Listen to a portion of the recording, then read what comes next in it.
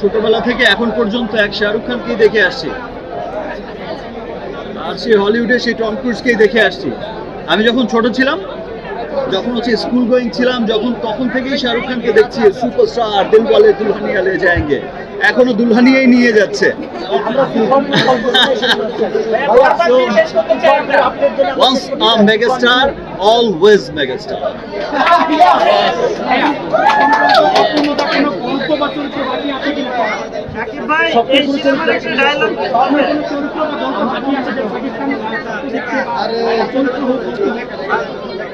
সামনে আমি day by day প্রতিনিয়ত আমি আমাকে ভাঙার চেষ্টা করছি। আপনারা সবাই দেখছেন যে আমার একটা সিনেমার সাথে আরেকটা সিনেমার কোনো মিল খুঁজে পাওয়া যায় না। আমি সবসময় নিজেকে ভাঙার চেষ্টা করছি, আমি আমাকে প্রতিবারই সামনে এগিয়ে নেবার চেষ্টা করছি। আজকে আমার দরদ যেমন দেখলেন, সবাই দরদ দেখে খুব ভালোবাসা দিচ্ছেন, হাইস্ট ওপেনিং দিয়েছেন দরদকে। দরদ পৃথিবীর যেখানে রিলিজ হচ্ছে প্রত্যেকটা মানুষ দেখছেন।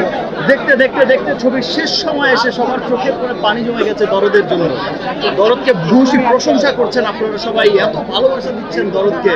ইনশাল্লাহ আমার নেক্সট সিনেমাগুলো দেখবেন যে আরো অন্যান্য ডিফারেন্ট সিনেমা হবে এবং সেই সিনেমাগুলো আপনাদের অনেক ভালো লাগবে। Thank you.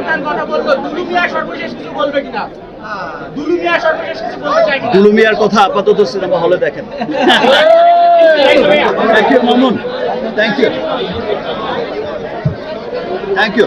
আজকে হচ্ছে মামুন, যেমন ওই যে আমি বলেছিলাম, খুব রাগ করে আপনাদের সকল সাকিবিয়ানদের পক্ষে এবং স্পেশাল থ্যাঙ্কস আজকে জানাচ্ছি যে মামুনের সিনেমার জন্য সাকিবিয়ানরা এত শ্রম দিয়েছে।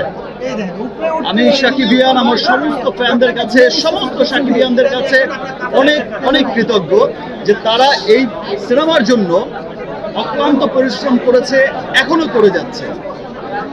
আমি সত্যি সাকিবিয়ানদের নিয়ে অনেক গর্বিত যে আমার ভালোবাসার সাকিবিয়ান আছে।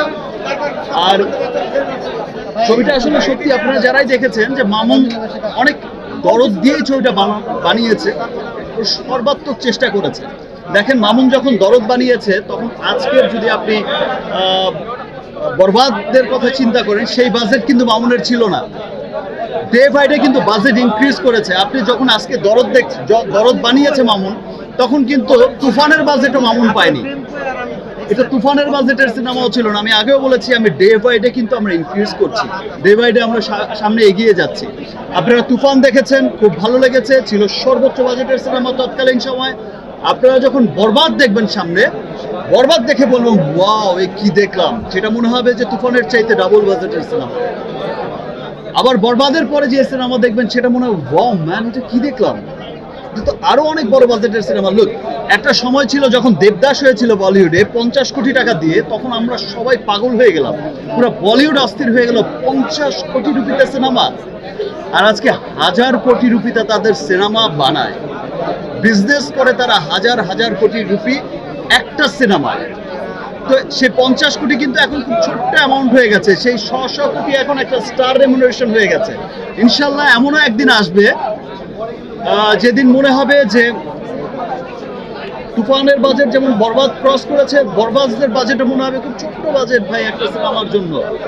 ইনশাল্লাহ আমরা সেই দিনের অপেক্ষা করছি এবং সেই দিনের জন্য গ্লোবাল মার্কেটের জন্য, পুরো ওয়ার্ল্ড মার্কেটের জন্য আমরা কাজ করে যাচ্ছি, আমরা কাজ করে যাব।